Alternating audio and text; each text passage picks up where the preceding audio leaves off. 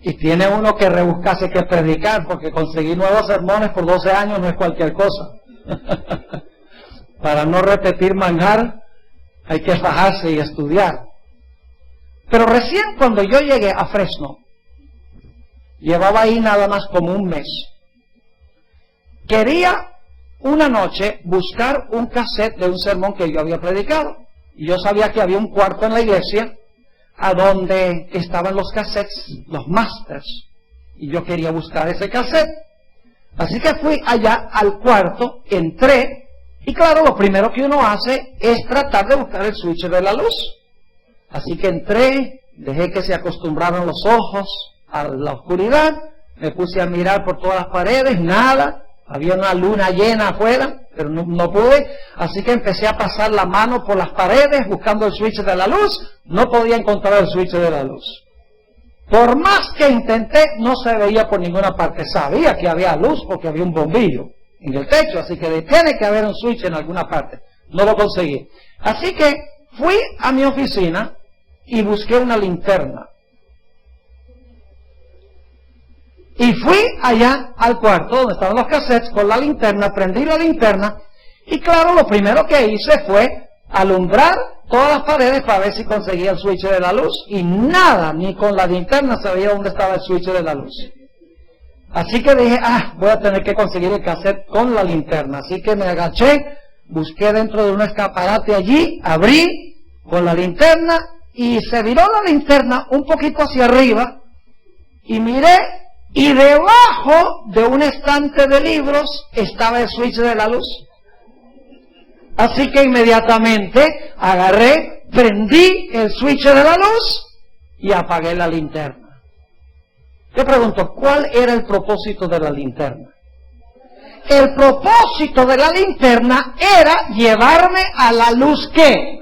A la luz mayor. El propósito de las Escrituras era llevar a la gente a ver a Jesús, el cumplimiento de las profecías mesiánicas en Jesús, para prepararlos para la primera venida del Señor Jesucristo.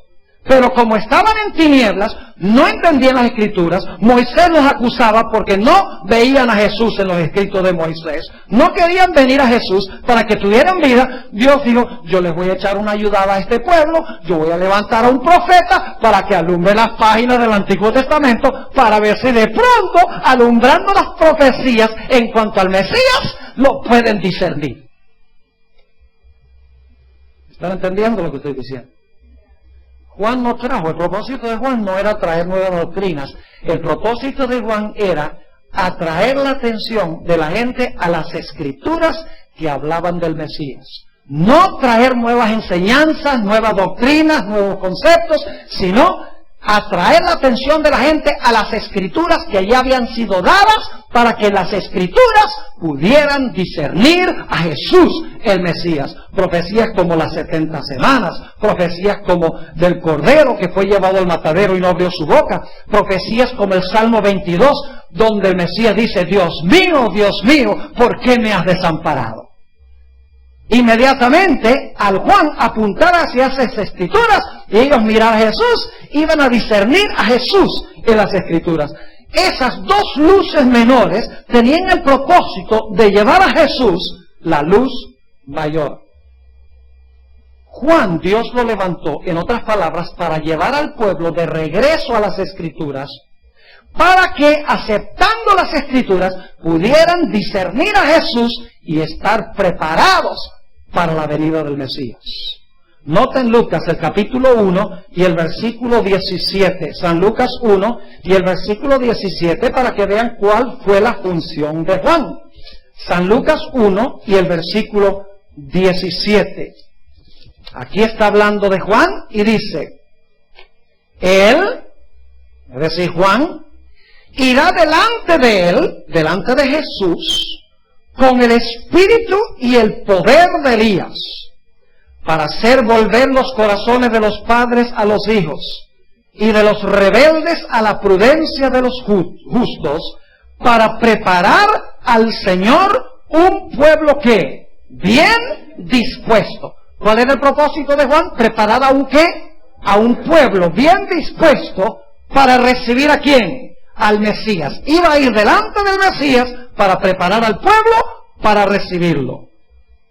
Juan también vino para restaurar todas las cosas. Note lo que dice en el Evangelio según San Mateo, el capítulo 17 y el versículo 11. San Mateo, el capítulo 17 y el versículo 11. Vino a restaurar todo lo que había sido derribado durante el período intertestamental. Dice en San Mateo, el capítulo 17 y el versículo 11, respondiendo Jesús les dijo, a la verdad, Elías viene primero, y luego ¿qué dice? Y restaurará todas las cosas. ¿Qué significa restaurar? Restaurar significa inventar algo nuevo. Algo que nunca se ha visto. Algo que nunca se ha oído. Eso es restaurar. No. Restaurar es colocar de nuevo en su lugar aquello que se ha olvidado, aquello que la gente no comprende, aquello que la gente ha enterrado debajo de un montón de error. Es decir, el propósito de Juan era restaurar todo lo que había sido derribado, de tal manera que la gente pudiera estar preparada para recibir al Mesías. Y claro, todo el mundo quería a Juan. El pueblo de Israel, a quien Juan fue enviado, ¡wow! La gente lo quería con todo el corazón. Los líderes religiosos decían, este hombre es de Dios, hay que recibir al Mesías. ¿Fue así? No, como todos los profetas, el mismo pueblo a quien fue enviado Juan lo odiaba. Especialmente los ministros de la época y los teólogos de la época, en el mismo pueblo de Dios. Vamos a leer algunos textos, San Mateo el capítulo 11 y el versículo 18, para que vean cómo trataron a Juan el Bautista.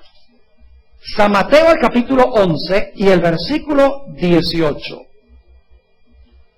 Dice aquí, porque vino Juan, que ni comía ni bebía, y dicen, demonio tiene. Vaya, qué forma de recibir a un profeta, ¿verdad? No comía ni bebía, es decir, era temperante, y decían, este tiene un ¿qué? Tiene un demonio. Noten Lucas 7, 29 y 30. Lucas 7 y el versículo 29 y 30. Un texto también que habla de cómo trataron a Juan.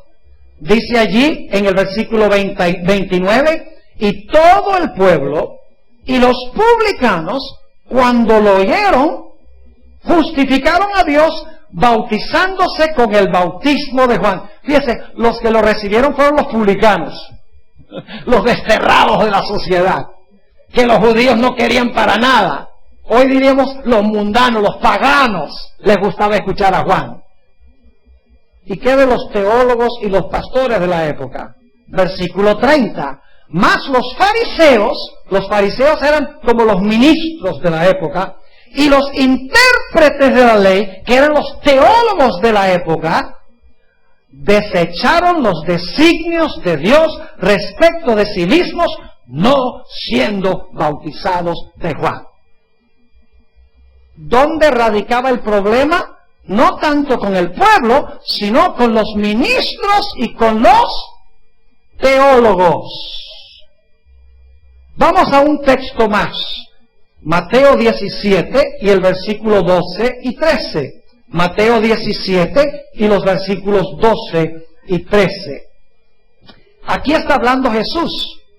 Y fíjense lo que dice Jesús. Mas os digo que Elías ya vino. ¿Y cómo lo trataron? ¿Y qué? Y no lo conocieron, sino que hicieron con él todo lo que quisieron. Es decir, lo trataron como les vino en gana. Y ahora escuchen bien. Los que trataron a Juan así, también rechazaron a Jesús. Si usted rechaza la luz menor, ya sea la Biblia o ya sea la luz menor que apunta a la Biblia, va a terminar rechazando a Cristo. Porque dice aquí, nuevamente, en el versículo 10, en el versículo, ¿qué dije yo? en el versículo 12, dice, mas os digo que Elías ya vino y no le conocieron, sino que hicieron con él todo lo que quisieron, así también el Hijo del Hombre padecerá de ellos. Entonces los discípulos comprendieron que les había hablado de Juan el Bautista. Ahora escuchen lo que les voy a decir. Juan el Bautista no era perfecto. Ningún profeta era perfecto. Ningún profeta era omnisciente. Los profetas crecieron con el transcurso del tiempo en su conocimiento, a medida que Dios les revelaba su voluntad. Es decir, el profeta no lo sabía todo el día que Dios los llamó. Con su trayectoria Dios les iba revelando la verdad y cada vez la verdad era más y más clara. Tomemos por ejemplo el caso de Juan cuando empezó a predicar en Mateo el capítulo 13. Juan dijo, he aquí el Cordero de Dios que quita el pecado del mundo. No tenía ninguna duda. No dice, este podría ser el Cordero de Dios. No, dice, este es el Cordero de Dios que quita el pecado del mundo. Es más, Juan el Bautista no entendía bien que la venida del Mesías iba a tener dos etapas. La primera etapa, su primera venida para morir, y su segunda venida para reinar, destruir a los impíos y establecer su reino eterno. Juan el Bautista no entendía la idea de que el Mesías iba a tener dos reinos. Por lo menos cuando Dios lo llamó al comienzo. Porque en su sermón dice, que seguro está en su mano y cosechará su era. Y el trigo reunirá al alfolí y la paja la quemará ¿en qué? En el fuego que no se apaga. Es decir, para él, cuando viniera el Mesías, iba a destruir a los impíos e iba a salvar a los judíos que eran sinceros y que recibían al Mesías. Pero luego, Juan el Bautista fue a parar a la cárcel. Y Juan el Bautista empezó a tener dudas. Empezó a preguntar, ¿será este de verdad el Cordero de Dios? Como que no cuadra con la idea de que va a quemar a todos los impíos, porque dice, si te pegan en la mejilla derecha, voltea a la izquierda. Si te dice, camina 2 millas, ve con él 2. Si te dice, dame la capa, dale la camisa también. Amad a vuestros enemigos. No cuadra con el Mesías que yo conozco de las profecías. Y por lo tanto, manda a sus discípulos con un mensaje para Jesús. Y el mensaje es, lo pueden encontrar la historia en Mateo 11, dice, ¿eres tú el Mesías o hemos de esperar a otro? Y van los discípulos de Juan a Jesús y le hacen la pregunta. Juan manda a decir, ¿eres tú el Mesías o hemos de esperar a otro? Jesús no les contestó, si ustedes leen el relato, sino que Jesús hizo que se quedaran ahí todo el día. Y Jesús abrió los ojos de los ciegos, y Jesús sanó a los paralíticos, sanó a los leprosos, echó demonios, todo el día, y ellos viéndolo. Y cuando terminó el día, el Señor Jesucristo les dijo a estos discípulos, ahora regresen a la cárcel y cuéntenle a Juan las cosas que ustedes han visto. Y cuando los discípulos de Juan regresaron allá a la cárcel, Juan, aunque no entendía todo, dijo, verdaderamente este hombre es el Mesías.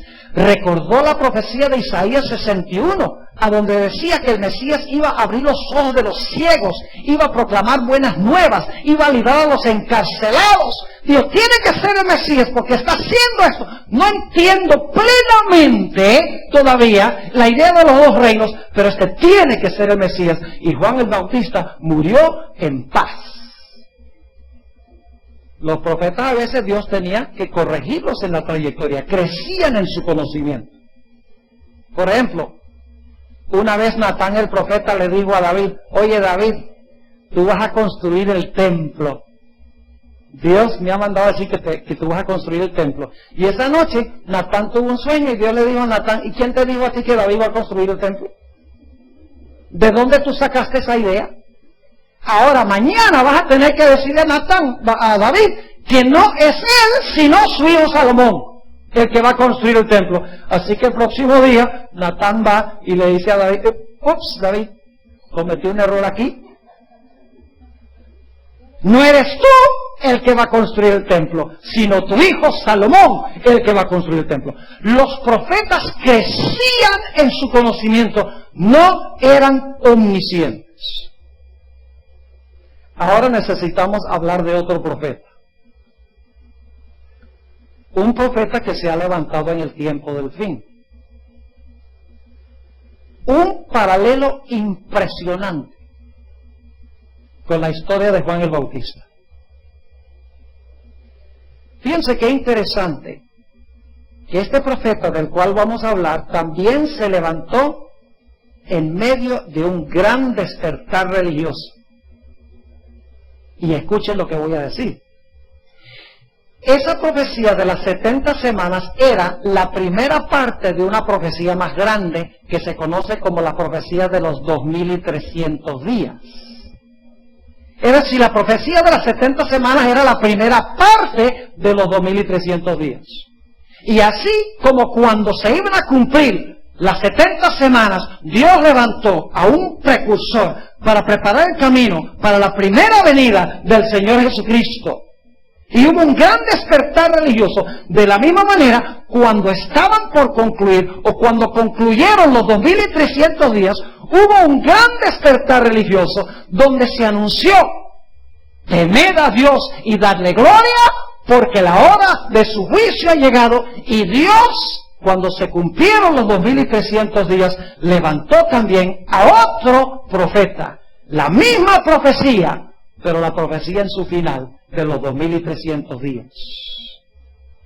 Esta persona a quien me refiero ha sido acusada, malograda, rechazada, odiada, ignorada por la misma iglesia a la cual fue enviada. Su nombre, Elena G. de White. Yo quiero decirles algunas cosas en cuanto a ella. Muchos de ustedes no son miembros de la iglesia adventista y no conocen mucho, posiblemente lo que han oído es negativo, pero ahora yo quiero compartir con ustedes el testimonio bíblico y el testimonio de ella en cuanto a su misión, porque la gente ha tergiversado quién fue ella y con qué propósito la levantó Dios. Lo primero que quiero compartir con ustedes es que Elena G. de White nunca profesó ser profeta. Permítanme leerles unas citas de ella misma. Y enseguida van a empezar a captar un interesante paralelo. En su libro, Mensajes Selectos, tomo 1, página 40, dijo ella esto. Está hablando de un discurso que dio en una iglesia en Michigan, en Battle Creek, Michigan. Dice, durante el discurso dije que no pretendía ser profetisa. Algunos se sorprendieron ante esta declaración. Y como mucho se está diciendo acerca de esto, daré una explicación. Otros me han llamado profetisa, pero nunca pretendí ese título. No he sentido que era mi deber designarme así. Los que osadamente pretenden que son profetas en este nuestro día, son con frecuencia un reproche para la causa de Cristo. En Mensajes Selectos, tomo 1, la página 39, declaró esto. La última vez que estuve en Battle Creek, dije delante de una gran congregación que no pretendía ser profetisa. 2 veces me referí a este asunto con el propósito de hacer cada vez esta declaración. No pretendo ser profetisa. Si digo algo diferente a esto, entiendan todos ahora que lo que quería decir era que no pretendo el título de profeta o profetisa.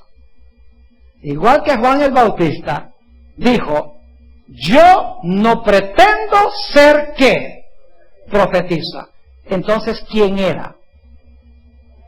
Mensajes Selectos, tomo 1, la página 40. Ella no está haciendo este paralelo conscientemente. Esto yo lo estudié, vi los paralelos, lo investigué y lo junté.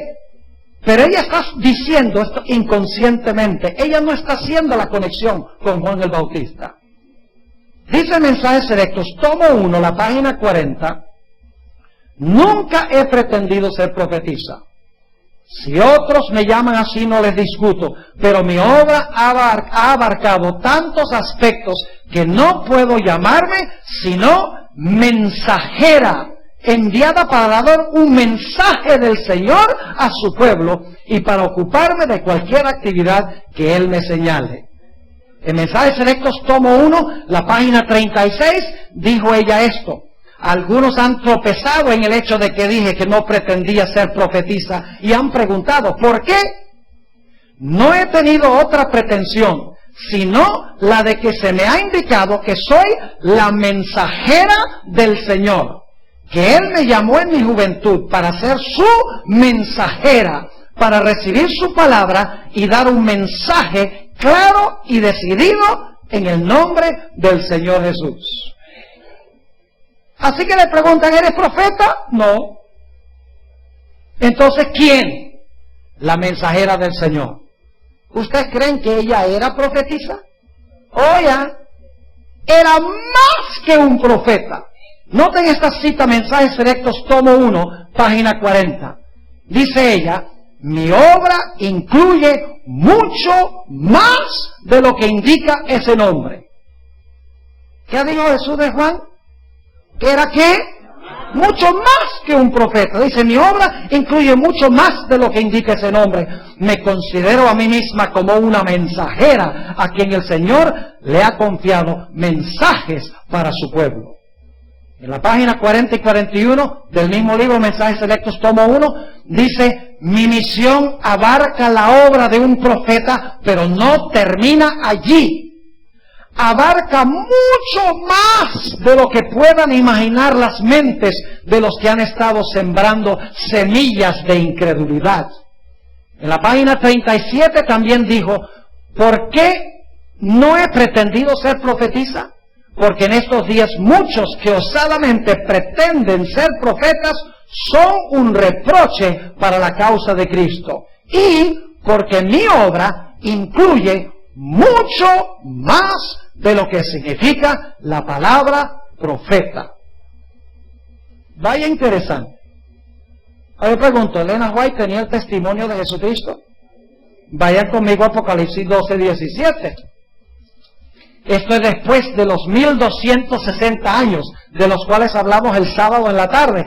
Terminan en 1798. Fíjense, Apocalipsis 12, 17, la característica que va a tener el pueblo remanente de Dios en los últimos días. Apocalipsis 12 y el versículo 17 dice, entonces el dragón, ¿quién es el dragón? Satanás, se llenó de ira contra la mujer. ¿Quién es la mujer? La iglesia. Y se fue a hacer guerra contra el remanente de la simiente de ella, los cuales guardan ¿qué? Los mandamientos de Dios. ¿Cuáles mandamientos? Ya lo estudiamos. Los mandamientos son los 9 mandamientos de Éxodo 20. No son nada de 9. Bueno, los 10 mandamientos, pero uno cambiado. No. Dice aquí que una de las características de ese pueblo remanente, después de 1798, iba a ser que guardaban los mandamientos de Dios, pero otra característica tenían, y es que tienen el testimonio de Jesucristo. ¿Qué tenía Juan? ¿Y la iglesia remanente final qué tiene? ¿Y qué es eso del testimonio de Jesucristo? Vayan conmigo a Apocalipsis 19 y el versículo 10. Apocalipsis 19 y el versículo 10. Un texto que todos los adventistas conocen. Dice allí, yo me postré a sus pies, porque se aparece un ángel, yo me postré a sus pies para adorarle. Y él me dijo, mira, no lo hagas. Yo soy consiervo tuyo y de tus hermanos que retienen el testimonio de Jesús. adora a Dios, porque el testimonio de Jesús es el espíritu de la profecía. ¿Qué es el testimonio de Jesús? ¿El espíritu de qué? ¿Saben por qué se le llama el espíritu de profecía? Porque la profecía es uno de los dones del Espíritu Santo. Espíritu de profecía significa que es el don de profecía concedido por el Espíritu Santo. Es decir, que la iglesia remanente también iba a tener el testimonio de Jesucristo, igual que tenía Juan. Ahora quiero leerles una cita donde Elena White habla del propósito de sus escritos. Una cosa que ustedes van a escuchar por allá afuera, y también en la iglesia, es que la iglesia adventista cree que la hermana White es otra Biblia. Falso. Eso sería como decir que Juan el Bautista era otra Biblia. El propósito de Juan era alumbrar la Biblia para que pudieran ver al Mesías en la Biblia, para que pudieran ver a Jesús, restaurar toda verdad, para que pudieran estar preparados para la primera venida del Mesías. El propósito por el cual Dios levantó a Elena de White es el mismo. Es para alumbrar las páginas de la Biblia, para que la gente pueda discernir a Jesús, restaurar toda la verdad que las iglesias han olvidado, para que puedan estar preparados ya no para la primera venida, sino para la segunda venida de Cristo Jesús. Noten esta cita, Mensajes Selectos, tomo 3, página 30. Fíjense la terminología que usa ella. Poco caso se hace a la Biblia.